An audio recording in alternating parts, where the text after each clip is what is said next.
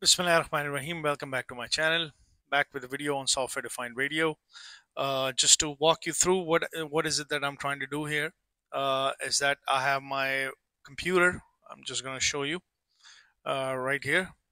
This is my Linux PC that is running GNU Radio, and which is connected to my PlutoSDR, as you can see via my USB hub, USB cable. PlutoSDR is fired up. On this PC, I have a Flowgraph that is PSK. I'm going to show you how you can transmit ASK and BPSK using PlutoSDR, and you can receive that using software-defined radio like RTL-SDR dongle, which is right here, that is connected to my PC, to my laptop, and I'm running GQRX. I'm not just to show you that how you can easily transmit this.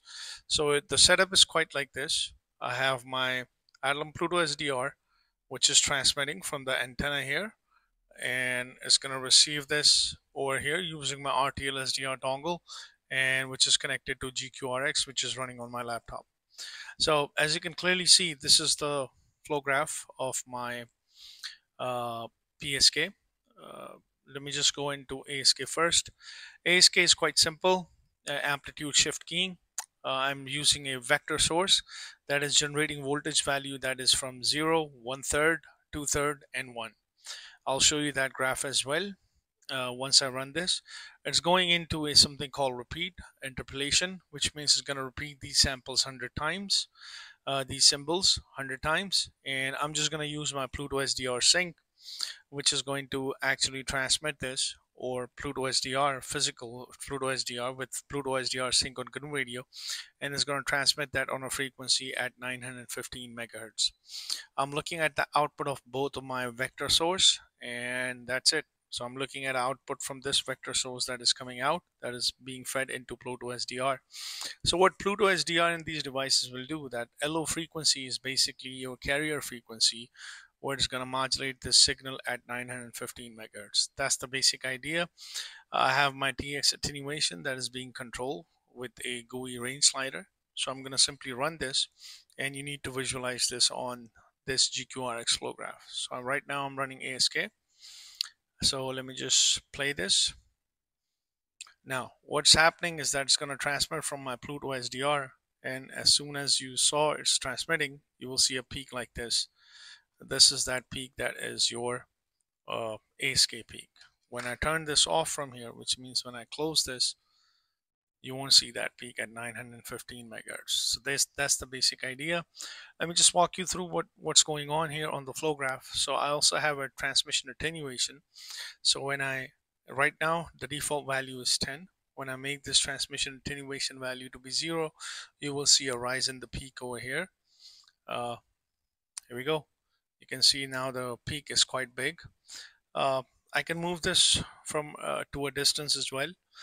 This is just to give you an idea that you can use your PlutoSDR on one side to transmit your data, and then you can receive it using your RTL-SDR dongle, which is only a receive-only dongle. If you were to look at it, my transmitting vector source, that is 0, 1/3, 2/3, and then you have 1. That's how it's being transmitted. That is simple amplitude shift keying, where your amplitude is being shifted, and you can receive that using your GQRX, which I am doing it on my other PC. This is just to show you that you can make an individual transmitting system and a receiving system. I can also do a PSK as well. Of course, in this flow graph, I also have a demodulation part as well, where you can connect both of these devices onto a same laptop, and then you can demodulate this. We'll go with this later. I just wanted to show you that you can either transmit that using separate PCs. Now the next thing is your PSK flow graph, which is right here. Now in PSK flow graph, I think I went through this as well. I have a vector source that is followed by 0, 1, 0, 1. Then you have 3 zeros, 1, 1, 3 zeros, and 4 ones, and things like that. So I'm just giving it a digital signal that looks 0, 1, 0, 1 in a form like this. Chunks to symbol, basically, it will give me a bipolar graph. Whenever there will be a 0, it will take that as a -1. Whenever I'll have 1, it will take that as a +1. So you'll get a bipolar graph.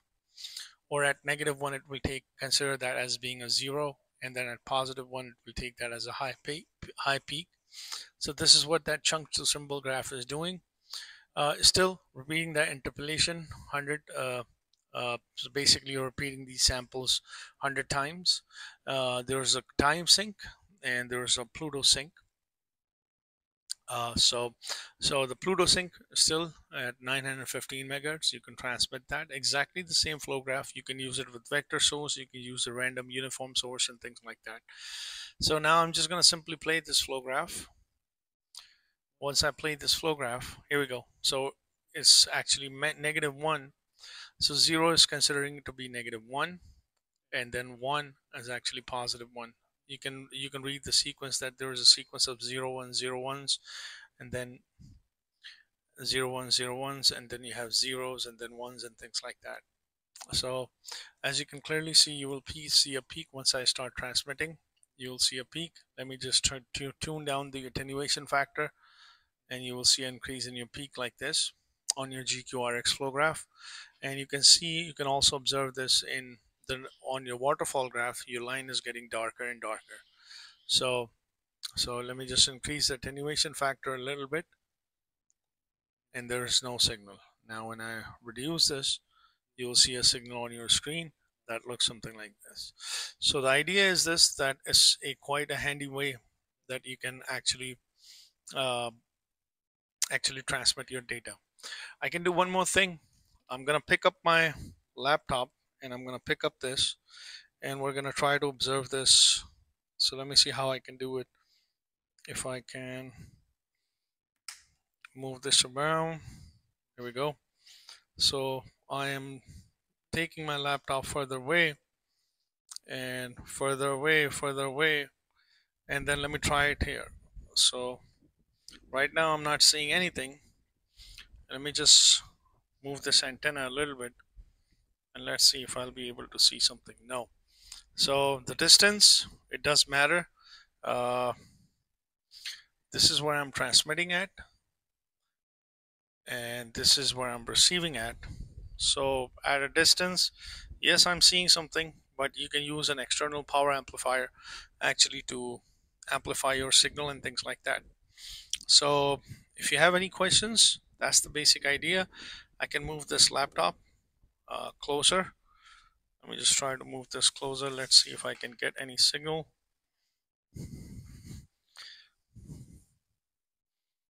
And you can start seeing that, okay, you are seeing a significant amount of signals. You start seeing that transmission again. So that's the basic idea regarding this. If you have any questions, leave it in the comment section, and don't forget to like and subscribe to my channel. Thanks for watching.